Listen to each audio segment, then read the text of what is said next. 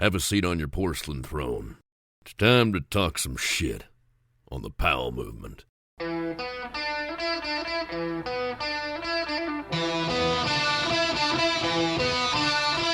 Welcome to the Powell movement.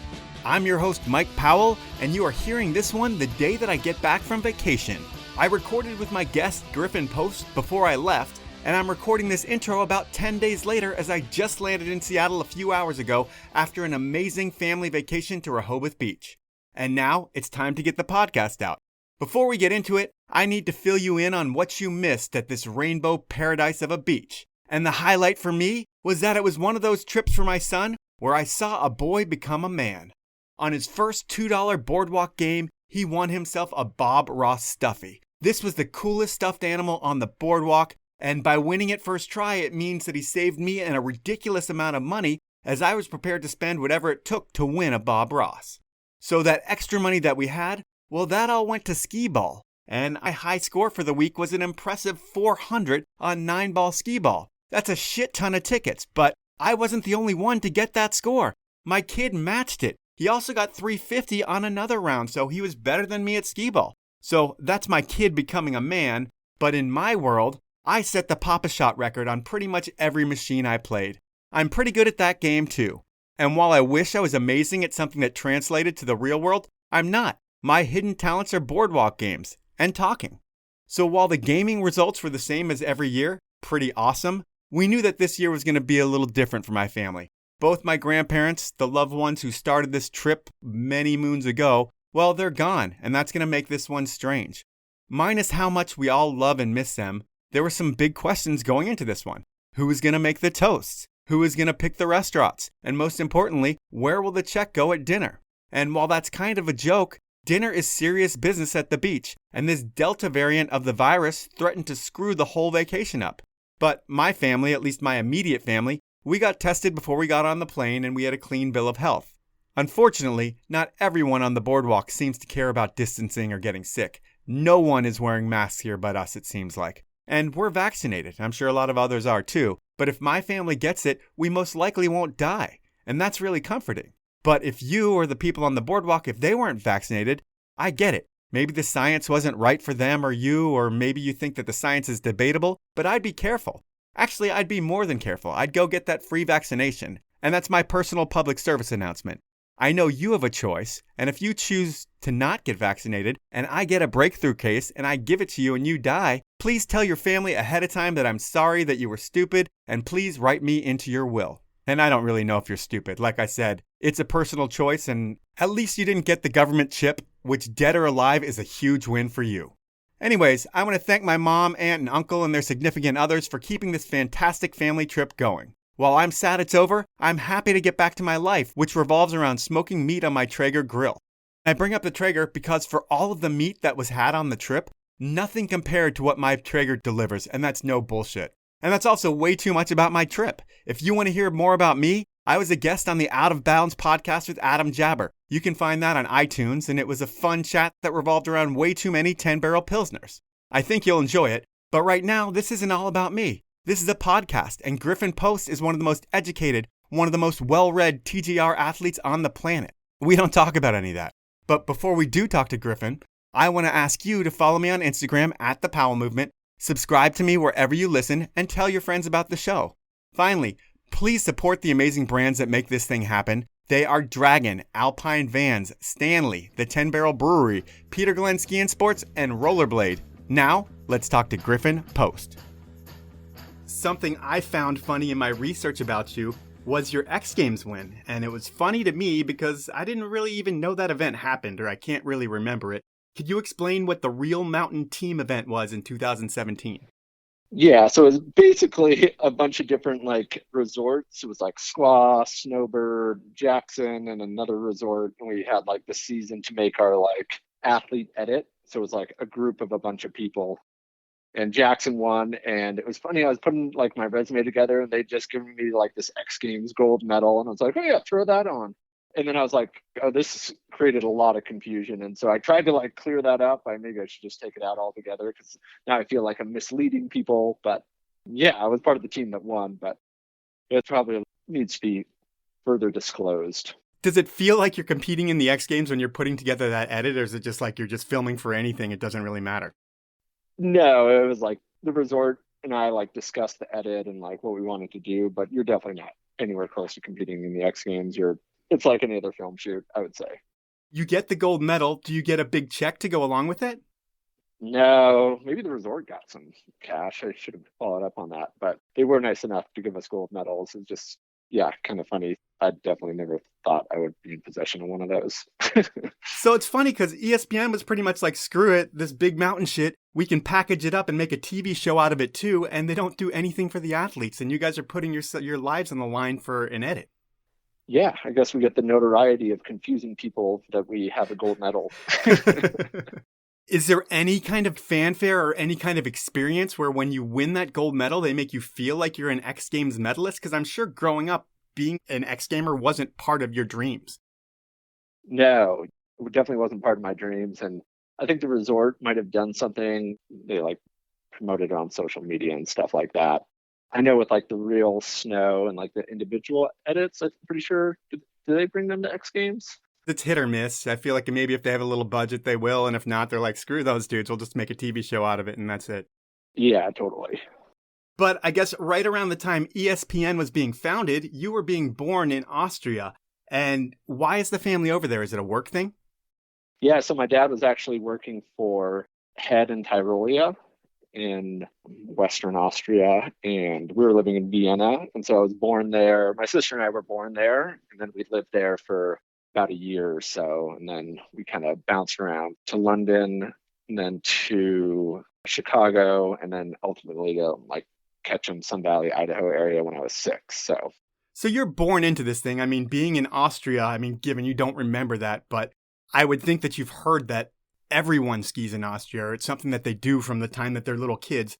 And I'm not sure if that's even correct because I never lived there and I don't travel to Europe that often. But is it something where skiing for an Austrian kid, it's not like a rich white sport, it's just a national pastime?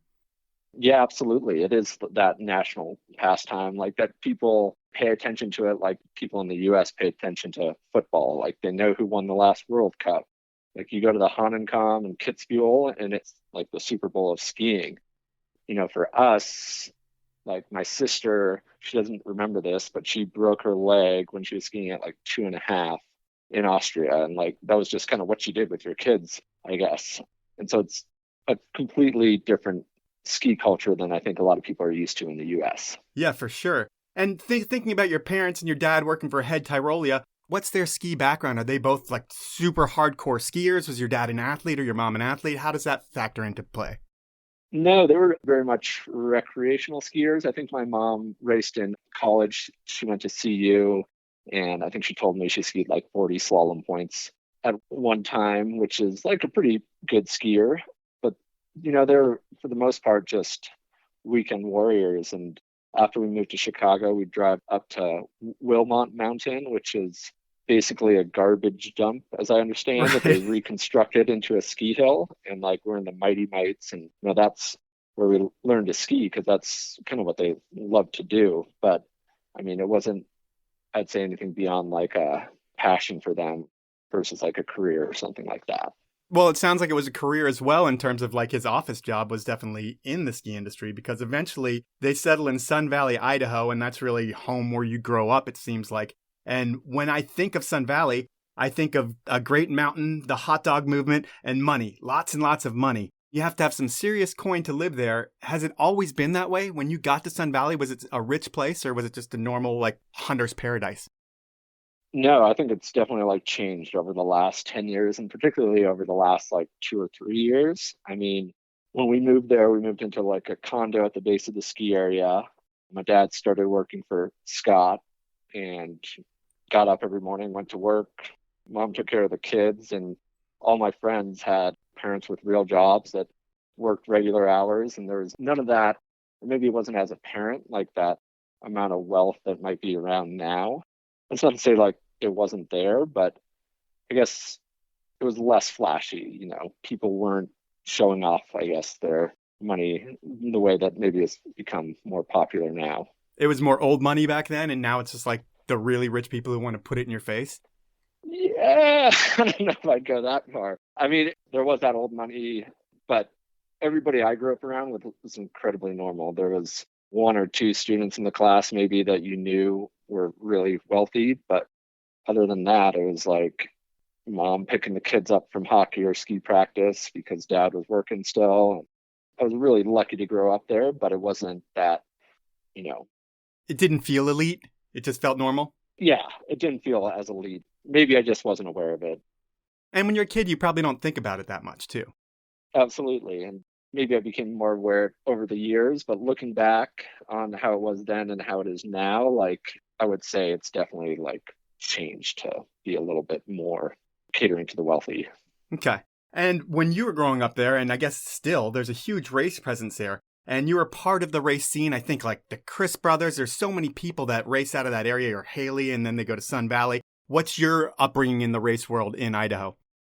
Yeah, so I was on the Haley ski team and then the Sun Valley ski team when I got older and raced all through high school. And, I think that was when that kind of passion about skiing was like really instilled in me because I loved racing, but I loved skiing even more so. And when we were growing up, we had this, as I said, this condo near the base of the ski area. And even on Mondays when we technically don't have ski team, I would get home at like 3 o'clock. And if I really hurried, I could be at the hill with all my gear by like 3:20, 3:30, and the lifts close at 4. But I had half an hour to like get in as many laps as I could. And so like that's what I'd do, even though it wasn't like part of training or anything. It was just, why wouldn't you do that if you had that opportunity? So you're skiing like that and having fun after school, and you're racing in the program. But are you also aware of what's going on outside of the race world, like the new Canadian Air Force and Freeze and shit like that? Yeah, absolutely. Freeze was really like prevalent in my high school and my crowd. Like the library, I think my high school had a free subscription. And so we'd look at that and kind of figure out what else there was besides racing. And my friend Drew Steckline, who was later a pretty big influence in my career, was always down to like come up with these crazy ideas. And his famous quote was like, he's like, I found this awesome cliff to jump off. And I'm like, yeah, how's the landing? And he's like, doesn't matter. You can't land it anyway. And there's actually like an old Freeze issue, probably from like 99 or something, where we built this road gap in Sun Valley. And it's like one of your reader submission photos. Yep. And I think it's me like hitting a road gap and Drew's underneath with like a shovel in the air or something like that. And so we got that published and we're like, wow, this is amazing. Mind blown. Yeah, those magazines were like so pivotal to just like opening our eyes about like what else was out there. So do you ever ski on twin tips, or do you laugh at them, or what was your whole take on the new school movement?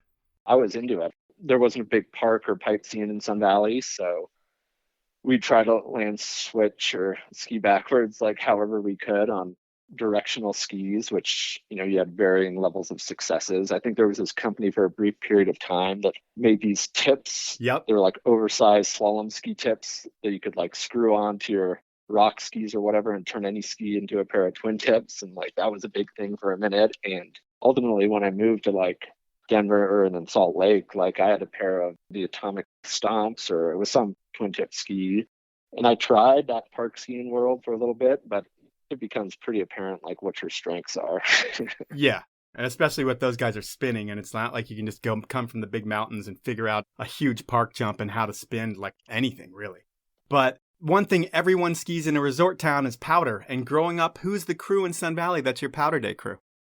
Yeah, so it was my buddy Drew Steckline and then the crowd from my ski racing days, because when you're racing, especially at those higher levels, you're spending like every minute with those people and you become really good friends, or you hate them. But in my case, it was, we all became really good friends. And so it was this crowd of the same people I've raced with, this guy, Tyler Roos, Ashley Brown, Maggie Aker.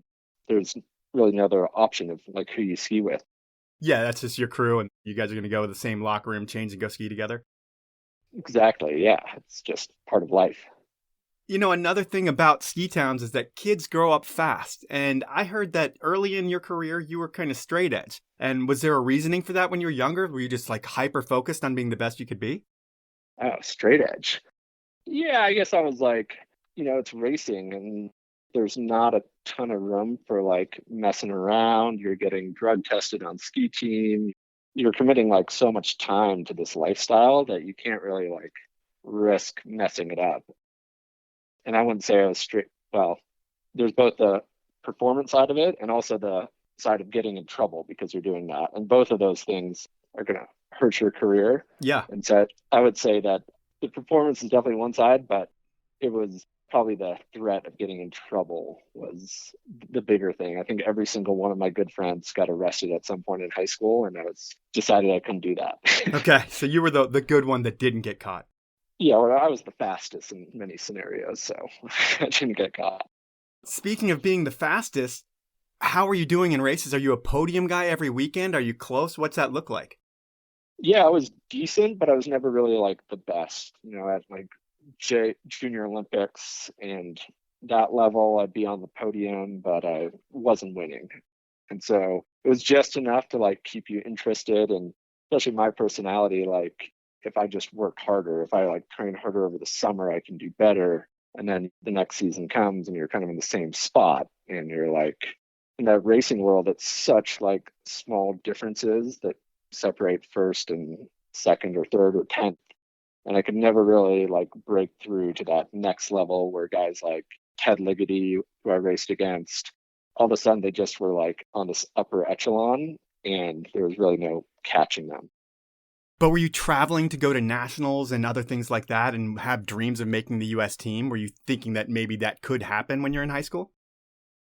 Yeah, absolutely. Like the goal of like the Olympics and turning this into a career was always there.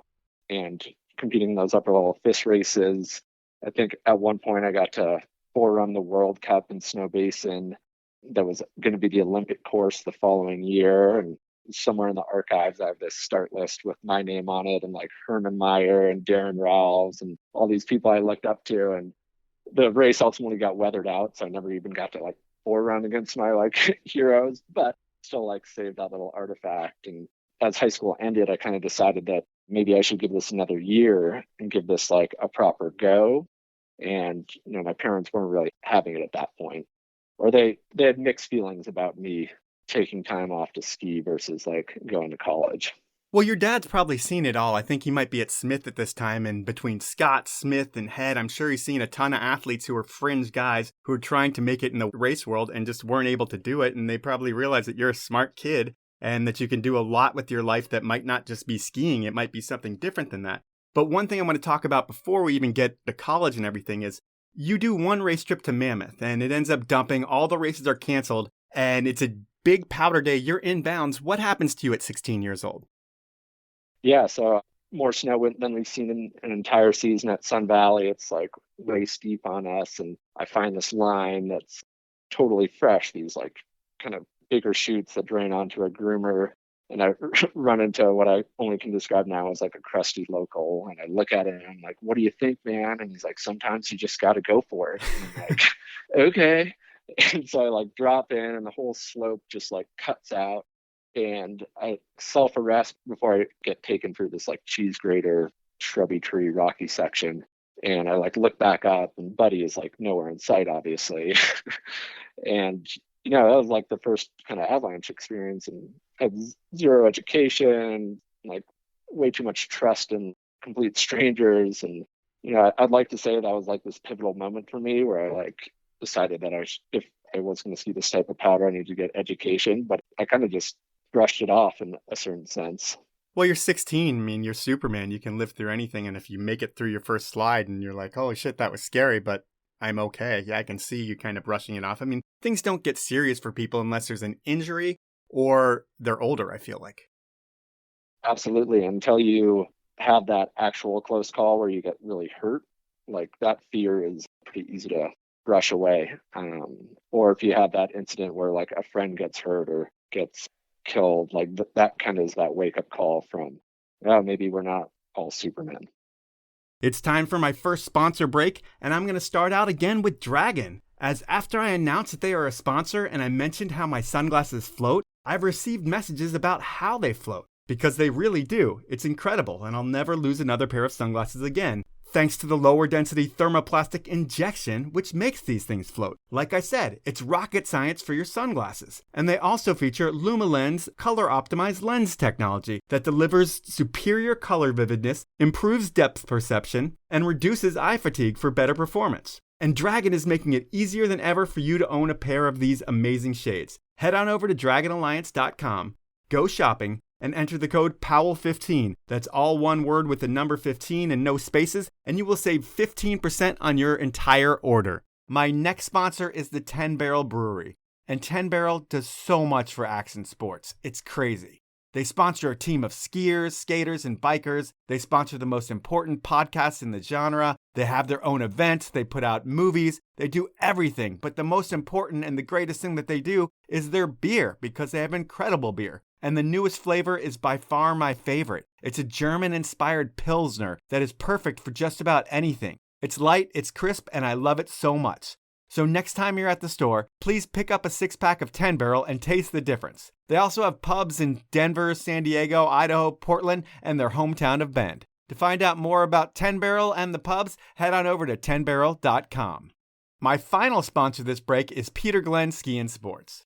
And while everyone can go check out all the deals over at peterglenn.com, Peter Glenn is so much more than just a website. For over 60 years, Peter Glenn has been getting people out there.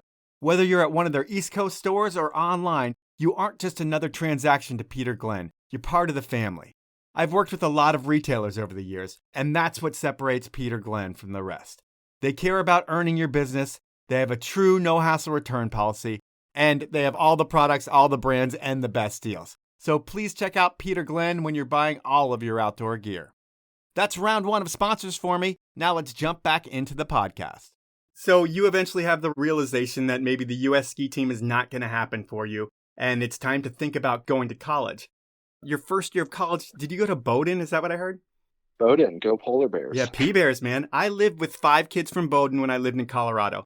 And Bowdoin is one of those elite schools that is crazy expensive. I mean, it is one of those things where you're surrounded by wealth, I would think, from all different kinds of life, like way more than Sun Valley. I mean, the guy that I lived with, one of them, he was like a Campbell soup heir. He owned the Buffalo Sabres. There was all kinds of crazy shit.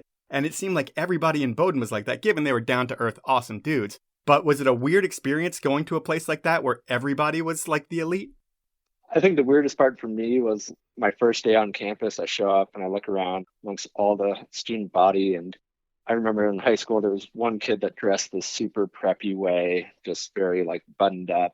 And everyone at Bowdoin looked like this kid. And I was just like, oh my God, what have I done? Yeah.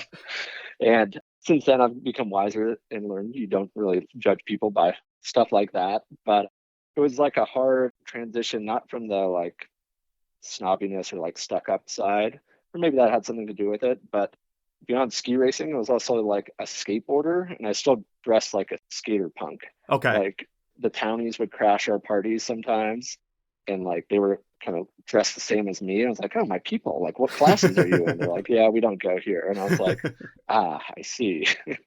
So just that like reckoning with maybe I need to be more open-minded that like just because people don't skateboard and listen to like social distortion, that doesn't mean they're like not good people. True.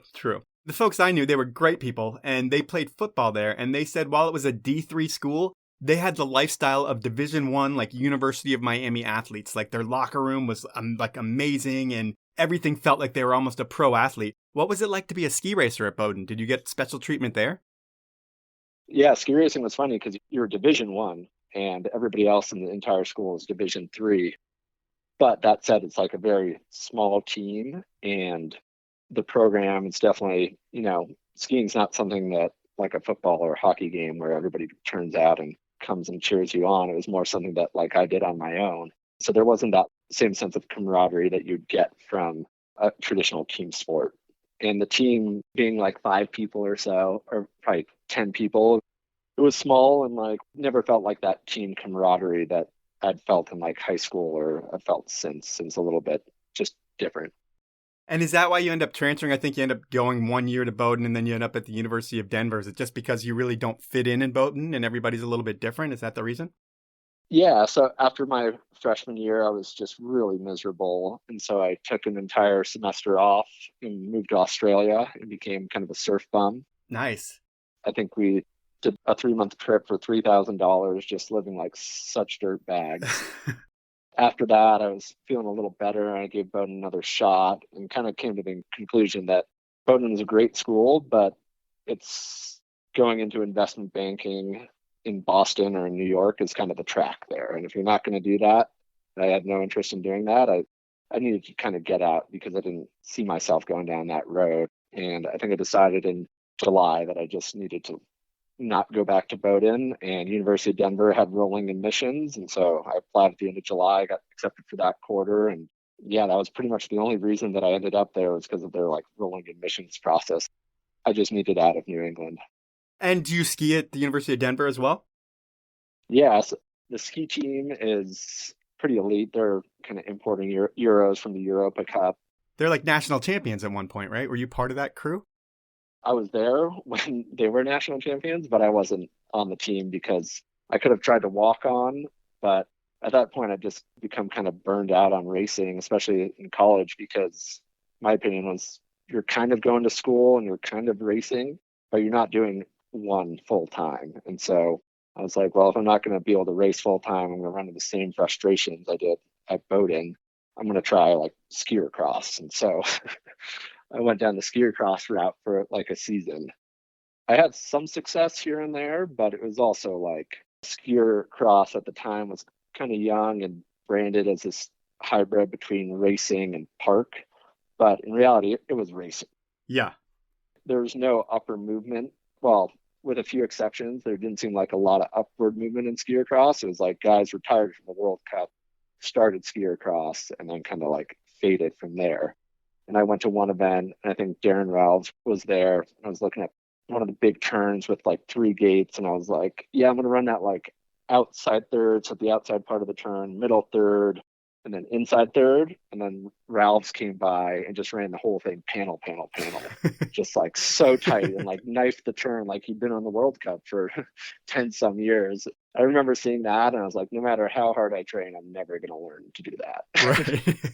So you're a student at this time, and you're a year out from having like both your MBA and your undergrad. You do that in like 5 years. How do you swing that? I just took an overload of courses. Like you get your advisor to sign off saying that you could take 5 or 6 classes, however many credits in one quarter, and just kind of crank. Because if I did that, and especially in the later years, I could take the winter quarter off. So basically be free from Thanksgiving until like the middle of March, and then actually ski and focus on this. How many other skiers do you know that have an MBA? Pro skiers. I have not run into that many.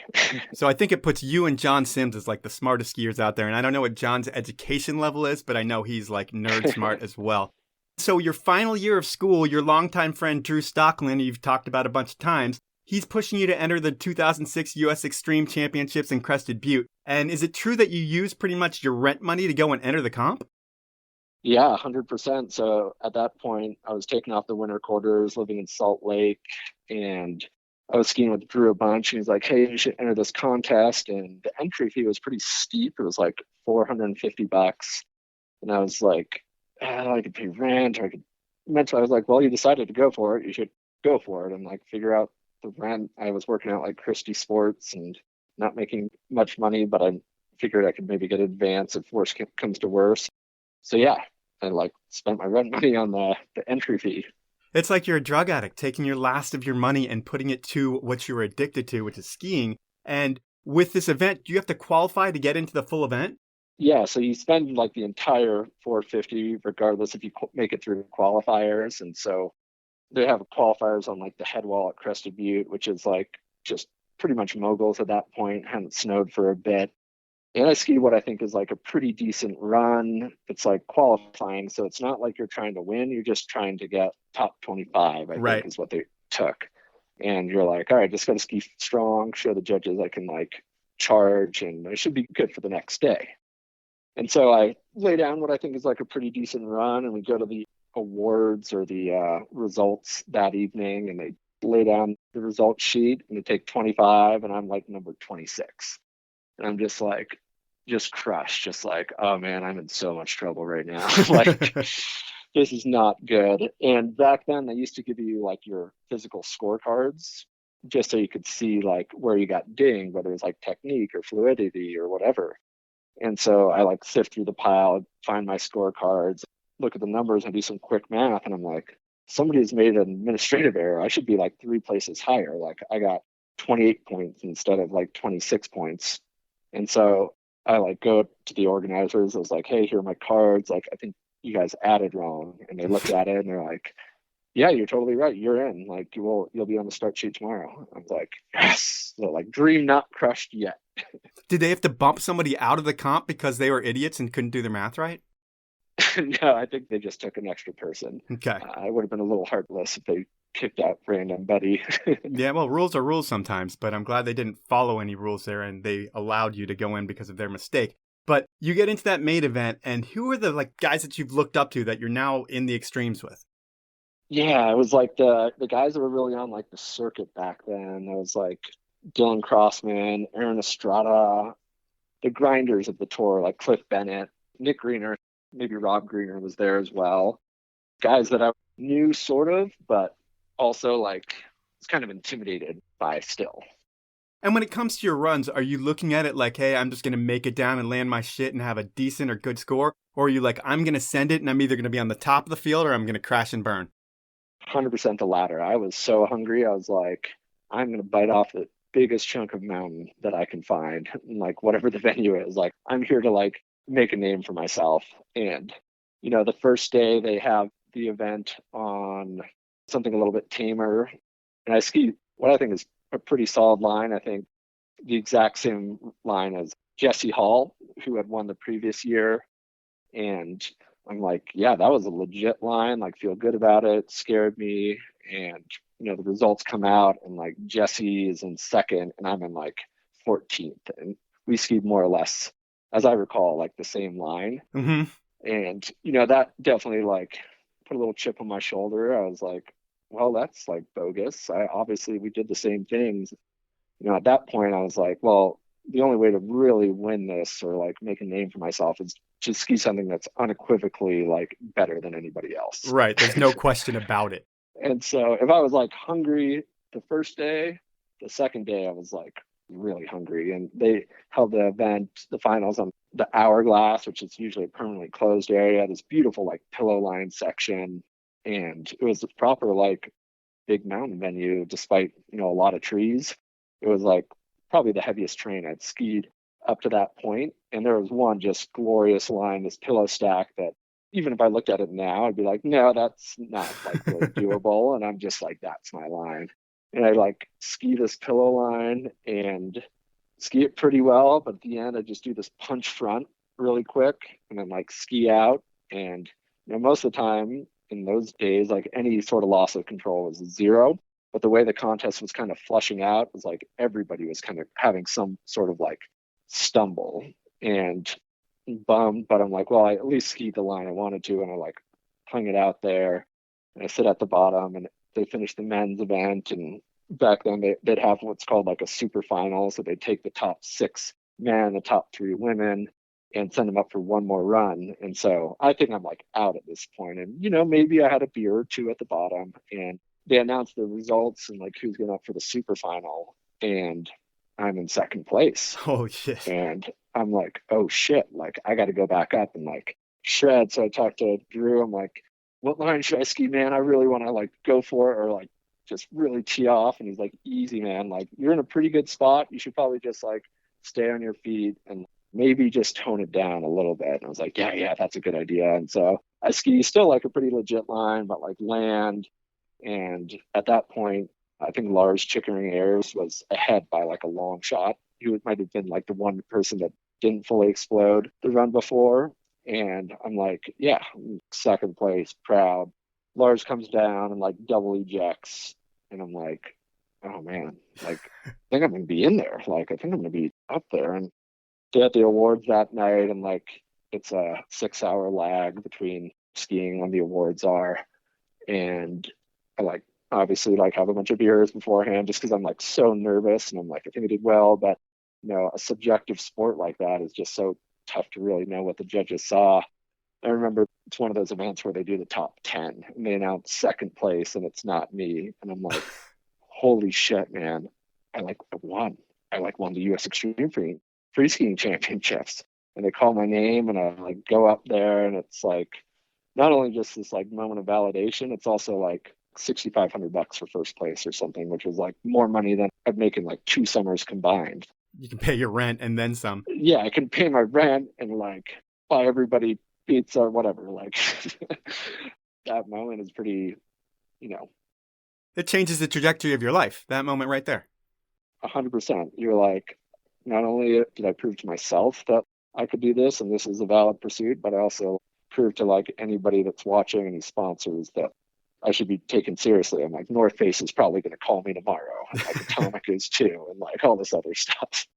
I mean, is it something where the internet was firing enough that early that once you won that, within 24 hours, the whole world knew you won it? Or is it something that took a few weeks of people talking for it to build? Because it was like 2006, so the ability to know it was out there, but it wasn't like everybody was glued to the computers like they are today. Yeah, 100%. It was like social media was kind of getting going, but it's nowhere what it is now. And so people, that close-knit circle, knew right away, but it definitely wasn't like an overnight thing. Like there's some film footage from it somewhere but that was broadcast weeks or months later on some obscure channel, but there's nothing close to a live feed or any like video footage because there's no cameras on phones. So it's kind of a slow burn. I didn't have like that overnight success that sponsorship wise that I thought I might have. And, speaking of sponsorship wise, I would think it's a catch-22 for people like yourself who's got a dad who's at Smith, your dad's got a pretty heavy title at Smith, I think back then. Was he the president or something of that? Yeah, my dad was running Smith at the time and not the biggest fan of my career choices. So yeah, on the one hand, I want to be taken seriously. And the other hand, it's like, you're the boss's son to some extent. For sure. And there's got to be frustrating thinking that other people might be looking at you thinking that you're getting all this shit from Smith because you're the boss's son, but then you're able to prove yourself at the extremes and more so through the rest of your career. But I would think in the beginning that had to be kind of frustrating, almost like it might be better if you went with another brand.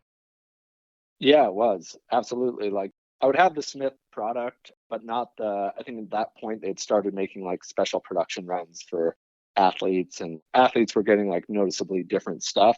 So while I had like this connection at Smith, it wasn't like I was on their athlete roster by any means. Like my dad's very much, and I'm like very thankful for this, he was of the school of thought, like if you think you're valid, you need to like prove that you're valid. It's not up to me to like call the right person or nudge the marketing manager. It's like you need to show them that you're worthy of being sponsored. And at the same time, like you can't go to another company, like it'll bring disgrace upon the family. And it's not like you go pro right away. I mean, your parents are adamant that you finish school before you become a pro skier, dude, I would think. Are you on the same page with them? Like, I am so far along in this journey that I just have to knock this shit out and then I can focus on being a skier? Yeah, I really was. Being able to take those winters off and going to school September to the end of November, then March till June, it interfered with skiing a little bit, but I could still like really focus on both and like give everything my all during those different periods. And so I was with them as far as like, I should finish it. I've come this far. Like it's going to only be harder to go back. Yeah. And before you won that contest, what was the life plan? Like undergrad, MBA, and then what? Yeah, just go into the job pool. And I had an internship at Citigroup one summer, which I was literally the lowest paid position at the biggest financial institution at the time. And I wore a suit every day and went into this office. And I was like, I don't know if this is for me, but maybe if I finish my MBA, I'll be taken more seriously by like a better company. But yeah, going into that business world was definitely the plan up until that point. And then like you have your life-changing event that really opens up the door. So you finish school. And then the next big tour, I think, is the Subaru Free Skiing Open Comps. And your first full year, I think, doing those is 2007. You win the Jackson event. And those things are weird events because it's like, especially the Jackson one, it's two totally different conditions. Like in the morning, it's bulletproof. And then in the afternoon, it's nice and soft. So it's like you have to have a play it safe in the morning mentality and then a tee it off in the afternoon mentality. Was that kind of how those comps went? Yeah, they'd be so like hit or miss as far as like conditions because there's no weather window in those days. They'd like choose the weekend they're doing it and they're doing it no matter what. And right.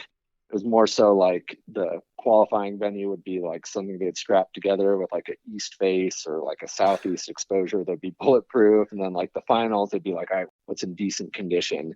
And so it was really hard as far as what you think a big mountain contest should be versus what it actually is. But at the same time, it highlighted the skiers that could actually arc a turn and like were solid on their feet and weren't just kind of like hucking.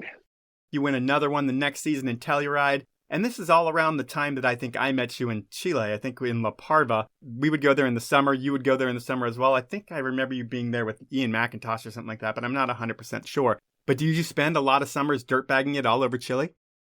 Yeah, I'd basically like take off for 6 weeks in the summer. And I think Drew Steckline was still going down there with me. And we'd crash like wherever we could on like such a shoestring budget. We were staying at these places that like didn't have heat, just a wood burning stove, and we'd be like going home from the bar from the ski area and like collecting any scrap wood we could find to like heat the house.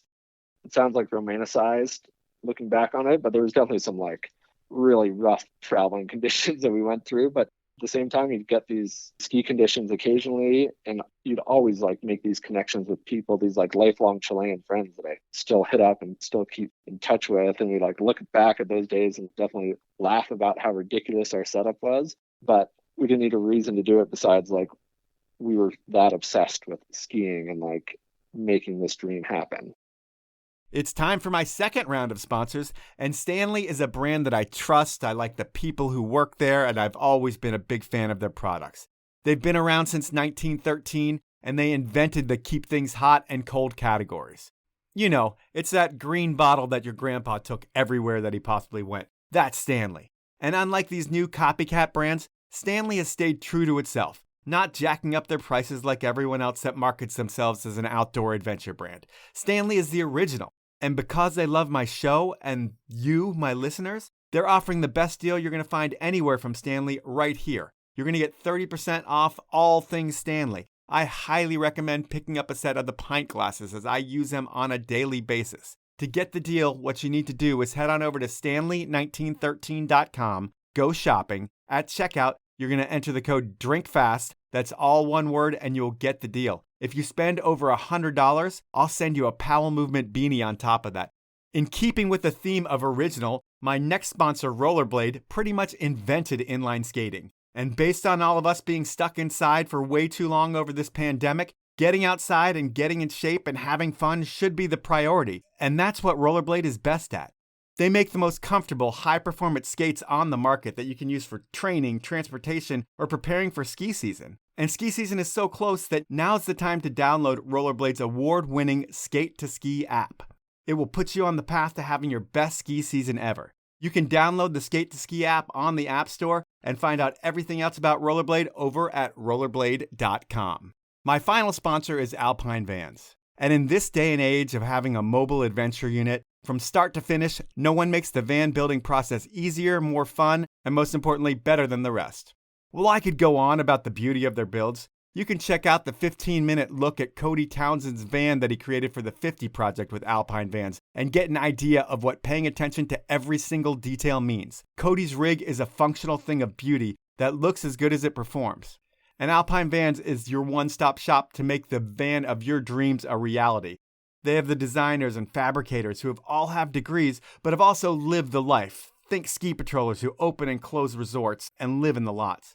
Mountain bikers who will spend weeks upon end in their vehicle, using that as their mobile adventure unit. These guys have lived it, they understand it, and that experience is what makes them the best. And right now, while other people are scrambling to find vehicles because of the technology shortage, Alpine has 8 Mercedes Sprinters ready to go. You can have your Dreammobile in your driveway in 90 days. So head on over to alpinevans.com to start your build today. Those are my sponsors. Now let's get back into the podcast. South America is one thing, but eventually you qualify for the Freeride World Tour. I think you do that through the Subaru events. And is it just off to Europe once you qualify for the Freeride World Tour and you're going to go back for the first time since you were a kid? Yeah, so I got a wild card based on like my Subaru results and then 1 or 2 events that they had in Mammoth that they put on. And they needed more Americans on the tour. And there was myself, Drew Tapke, Cody Townsend, and Nick Greener. And I booked a ticket with Nick Greener and I traveling together to Europe for my first time since I was born. And that first trip to Europe and like that immersion in that ski culture is just so life changing. You just get to these resorts and there's like lifts everywhere and trams seemingly everywhere. And, you think about the resorts in the US and how big a deal that any resort with a single tram makes about it. And like these places that you've never heard of, like there's 4 trams going in all different directions. And you're like, wow, this is where I belong. Yeah, it sounds like it's a special thing over there. Responsibility is all on yourself. There are less rules and more lifts and more access than you've ever had in your entire life. And one thing that I think about when I think about going over to Europe for the Freeride World Tour is the cost. And this is where sponsor questions are going to come in, because to be on the Freeride World Tour, you have to fork out a lot of dough, I would think. Even if you're doing it as a dirtbag, it's still going to be a good chunk of change. How much does a year of the Freeride World Tour cost your average American athlete? Yeah, if you're going back and forth, say 2 times and lodging, and even if like you're really dirtbagging it, it was $5,000 when I was doing it. It's probably more like $10,000 today, just based on their like travel schedule and everything like that. And there was a stipend for some of the events, like whatever the last 10 spots still got like $400, but over there for 2 events, it's not really making a huge dent in your travel expenses. And I had some sponsor support, but back in those days, I only felt comfortable asking for $500 at a time. And so maybe between the Freeride World Tour and the sponsors, I was covering a couple grand of expenses. And to be totally honest, the rest was just straight on my credit cards. Man, just financing your career and hoping it works out. Yeah, just racking up credit card debt. And it's incredibly irresponsible. I don't recommend doing it, but that was like kind of the only way to make it happen. I had that confidence in myself that, it was going to pan out and it was going to like eventually work. Yeah, and you totally did make it work. And sponsors do help you out here and there, like you said. And the one sponsor thing that I really want to talk about more than the others is Kesley. They relaunched in like 2007, I think. When do you get on the brand? 2008, I chatted with Gabe Schroeder at Smith and I just peppered him like if any ski sponsors looking for a new athlete, because I was at Atomic and wasn't really working out there. So Gabe was like, Kesley, you should talk to Dav. So I called Dav up and I think I was like on my way to work at this shipping warehouse and he was like, yeah man, you should totally get on the program, blah blah blah, and we'll pay you like $2,000 a year. And I was like, yes, you're gonna pay me $2,000 like straight cash, no contest stuff? I was like, yeah, let's do it. And it was another just moment of validation, like, oh, maybe this could work. And from there, I like talked to the then CEO at the time and told him about going to school and, maybe there's something like an internship or something I could do, and started getting involved in the marketing side of things at Kesley. And that position grew as like they grew and they needed more help in the US, and was able to finagle my way into a more serious job with an employer that also understood that I really wanted to ski, and it was helpful that it benefited them that I was skiing. So it was just forcing your way into like what you want to have. Yeah, and then you're also able to get a stipend for being a marketing guy as well as being a skier, I would think. Exactly. Yeah, you have this marketing role that's somewhat consistent income, and then like a stipend for skiing as well. And so it's multifaceted. And I was pretty smart early on to make sure that those roles were always distinct. Like, this is what I do for skiing, and like this is what I do on the marketing side for that. And so I was careful to make sure those lines didn't blur. Well, that's smart of you. And then in looking at all the different sponsors that you've had over the years, I mean, you've had a big list, like Lang Ski Boots, Kesley, North Face, Smith, Jackson Hole, Hestra, Garmont, Smartwool, Sierra Nevada, POW, and the Wyoming Wildlife Foundation. Do you have an agent for any of this, or is this all you making it happen? This is all me. This is all just like networking and hounding people with emails. And it's funny, you remind me of a couple sponsors that I no longer am with, but for the most part, the bigger brands I've been with since day one and like have never changed, which I think that loyalty says something, but also like those relationships that you create at those companies when you're actually friends with the team managers or friends with the marketing people, it's way easier to ask them and be like candid with them about what you need versus entering an entire new family and then trying to like figure things out. For sure. And it's a lot harder for them to want to let you go too, because you have that personal connection, which can get broken a little bit if there is that sponsor athlete relationship breakup. Yeah, absolutely. And when do you get to a point in life where you don't have to work anymore, where there are jobs, but you can quit them all and you can just focus on skiing and doing the marketing for Kesley? Talking about in a conversation, it seems pretty quick, but in reality, it was probably 5 years of like running significant credit card debt and like going paycheck to paycheck and turning in an article for ESPN. So they're going to pay you $200 and add that 200 to the 400 you have in the account. You can pay rent. It was like a startup business. Like, you learn in business school or wherever, it's like the break even point for a lot of businesses is like 4 or 5 years. And that's what it was for me. And so probably like early 2012 or so, I'm like finally financially stable and I'm like kind of created this life where everything is coming together. But it wasn't by any means overnight, and definitely had many stressful like nights about, how are you going to pay rent? Like, if you got this credit card you got to pay off. Like it was not the most fun times. No, no, no. I mean, but it's like the blood, sweat, and tears that you have to lay down to be able to be where you are today. And it sounds like, with that list that you probably make enough money where you can have all the things like the sled, the big truck. And do you own a place? I do own a place that I bought a few years ago, but like it did eventually work out. And it's just, you always think of like those skiers that you look up to and you're like, man, it just seems like overnight success because you notice them. And then once you notice somebody, they just get kind of louder and more prevalent in your mind.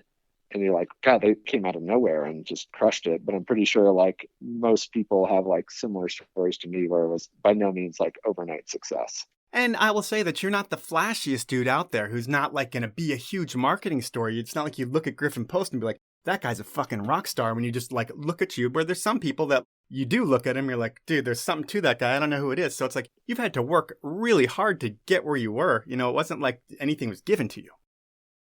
Yeah, absolutely. And I think like, I'm pretty introverted and that's rarely, I would say, an asset in self-promotion. There's like certain guy like Candide is like pretty introverted as well, but he's so above and beyond everybody else that nobody cares. Right. But when you're like in that kind of grinding phase, being introverted is pretty tough.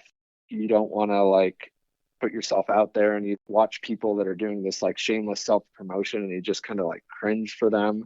But then it's also working. And so you're like, God, maybe I'm an idiot. Like I should be better at this. And it's that personality trait. I think that explains a lot of that grinding and having to like outwork everyone. Put in a lot more work, yeah, than a lot of people. So I'm going to go back to the Freeride World Tour, and the crown jewel of that event is the Verbier Extreme, and it's the famous Bec de Ros in Switzerland. And what's the intimidation level at a mountain like that when you first see it? Like, I've never had a panic attack in my life, I don't think. But the closest thing to that, like what I think a panic attack is, was like, I guess it was the second year I was at the Verbier Extreme, because the first year I was there, they didn't have it on the actual Bec de Ros. But that first morning, the competition morning, where I saw that in the light for the first time, and there's helicopters flying around and so much production. And I was just like, oh my God, like, it was just such a sensory overload of like, you look at his face and you're like, how am I going to get down that? There's going to be so many people watching me figure out how I'm going to get down that. And I like just kind of spazzed out there for a second, like went inside and bought like a 9 Swiss franc bottle of water. And I was like, yeah, this is totally worth it. And I just like took a breath and, that kind of passed. But it's intimidation on like another level, because up until that point, I don't think I'd ever seen anything that I was like truly scared to ski. You're always like, all right, what's the most creative way I'm going to get down that? Like that mountain, you're like, how am I going to get down that? And with that one too, it kind of reminds me of your US Extremes in 2006, where you say that second to last run that you had was something that you didn't even think you'd be able to do. And you look at it today and it's still like something that's pretty gnarly to you. But the line that you pick in Switzerland's even gnarlier than that. It's like even more crazy. And when you see the footage today, are you blown away with how dumb you were back then? Yeah, still blown away. The line I chose, like, going back to that original chip on my shoulder that I had from Subjective Sports, and, on the US tour, I kind of made a name for myself. And so maybe the judging became a little bit friendlier, but on the Euro tour, I was kind of a nobody. And the joke that like Drew Tabke and I pad was, if you don't have an accent in your last name, you're starting off 5 points behind. And so it was guys like Aurelien De Croo, and I think Seb Michaud was there, and Kai Zackerson and Sverre. And I was like, all right, once again, like, today's the day that I make a name for myself. And I picked out this line that was a double. It was probably like a 20-footer to a 30-footer with a completely blind takeoff. And I looked at it the night before, and it's visual inspection only. So you're lining all this stuff up from a mile away. And I choose this reference point across the valley, this mountain that I know is going to line up. It's going to set me up for this double, this little like lily pad middle landing. And I was like, cool, I'm just going to point it at this mountain. And like, that's going to line up perfectly. So I like hit my top air and stomp in, feeling really good. And like cut out to the section of the venue that like nobody's even looking at for like good reason. And I like look at my mountain, and the day before was super warm. So the takeoff on the first lip had melted back like 5 feet. And I was like, don't care, I'll just ollie really early. And so I like point my skis towards this like mountain across the valley, and I like ollie, and I realized that, yeah, this is not going to work at all. Like, this pad is off the line. There's like rocks below that look like they're going to come and play that I didn't even consider. And I'm like going way bigger and way faster than I thought. So I like hit the second pad, back slap, go off like so far in the back seat, land like on my upper back, probably 5 feet away from like such a catastrophic injury. And I like bounce up, and I'm like, all right, I'm in one piece. Skis are still on. Like, my thumb kind of hurts, but I'm pretty good, I think. You lived. I lived. Once again, still like Superman, like bulletproof. And I like get to the bottom, and I pull off my thumb, and I think Cody's Townsend's there, and my thumb's like already super swollen. And, it's a classic like skier's thumb break. And they're like, yeah, you should probably go to like the clinic in town. And I go to this clinic in Verbier, and the doctor's like, surgery right now. In very broken English. He's like, surgery or you will lose your thumb. Holy shit. I was like, well, I don't want to lose my thumb. So I get my friend Jess McMillan to drive me into, I think it was like Sion, like a bigger town with a hospital. Go to the hospital, and they do x-rays, and they're like, yeah, you're not going to lose your thumb. Like, we could give you surgery or like perform surgery, but you're going back to the US. Just get in the US. It's going to be easier there. And I'm like, yeah, that makes sense. So I go back up to Verbier, and I remember I run into like the judges that day, and I'd always been like friendly with the judges, and they like pulled me aside, and they're like, dude, what were you thinking? Like, that was so close to like being really, really bad. Like, you need to make better decisions. And it was like, I really respected these guys, and it was definitely a stern talking to.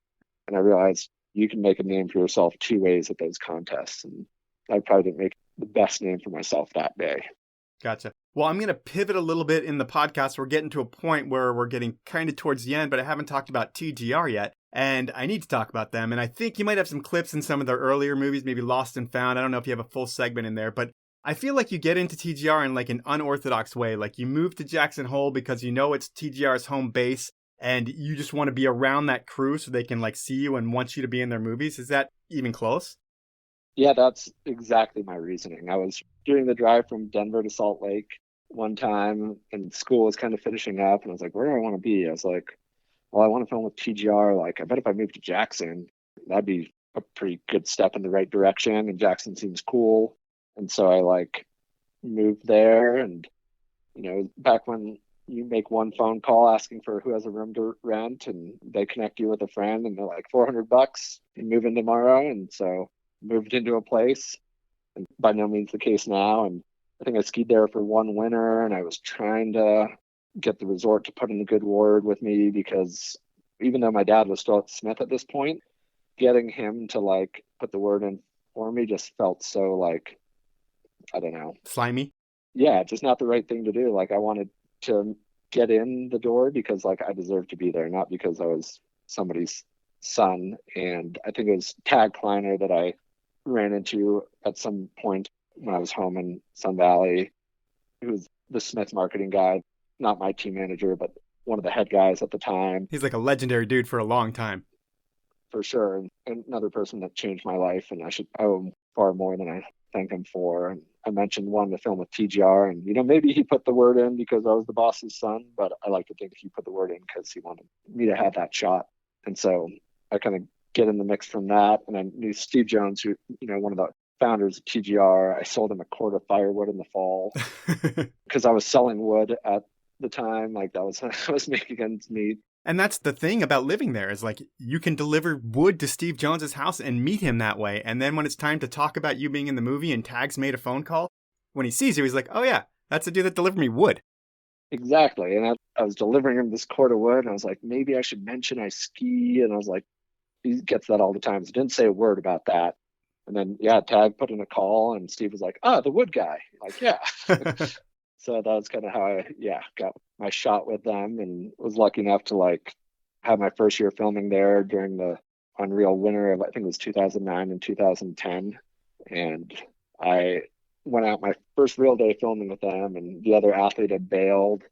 And I had presumed this was a very tight production program, and it has since become far tighter. But going out my first day, it was just myself, a photographer, and the filmer. And there's this run outside of Jackson, outside the gates, called Breakneck, that I'd never skied before. And they're like, what do you want to ski? And it was supposed to be a cloudy day, but it was like splitter blue. And I was like, I think I'll ski Breakneck. They're like, okay, cool. Well, we don't have any radios, so just go up there and basically ski some heavy avalanche terrain to get to it. And we'll be down below filming, and just wave your arms when you're ready. Yeah. I was like, cool. And so I go up there, and I can see them on the Barbie angle down below, and I wave my arms, and they wave their arms back, and I was like, okay, I guess this is it. And I drop in, and I ski this line right to left, and it's just so much slough moving. Still one of the loudest slough events I've ever heard. It's just this freight train coming behind me, and I'm like, oh my God, I've got myself in over my head. It ends with this big double to a super flat landing that I still have not landed to this day. And I hit the double, try to put down the 4-point landing, and just explode. And skis are everywhere. I think I ripped my binding out of my ski, and I'm sitting there as the slough watches over me. And I'm like, well, that was your one shot, because this isn't going to work out.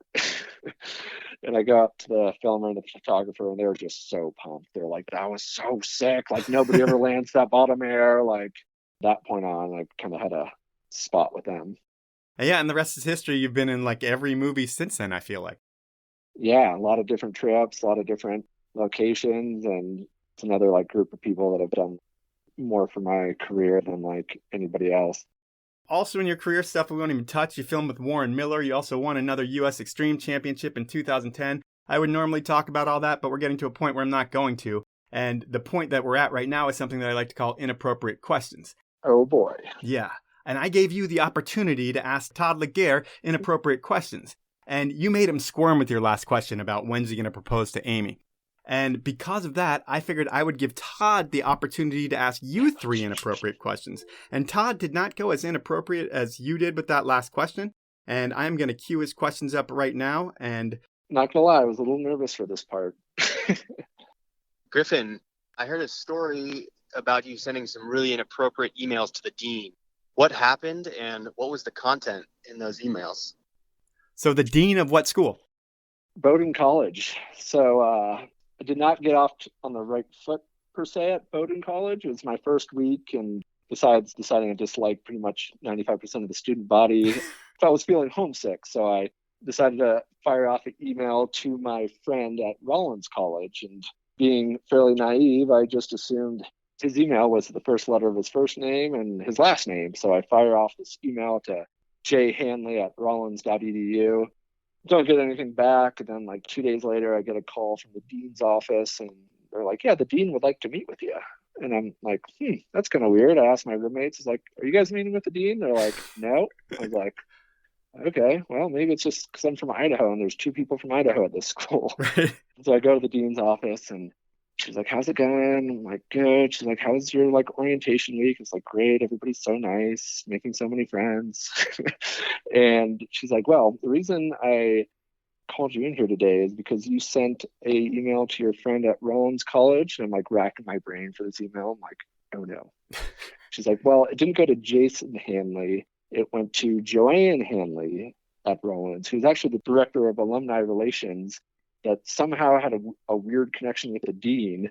And she forwarded the email that I sent. Oh. And I don't know if I can swear out on this Yeah, you can podcast, say but whatever words you like. basically said some really inappropriate things to my friend. And it went into like how I'd been getting drunk a lot and like how there's, I didn't think there were any like hot girls here and like all this other just very incriminating things. And she read it like verbatim to me. And for anybody that's seen the movie Outside Providence, there's a scene that's like exactly like this. And it's just like head in hands.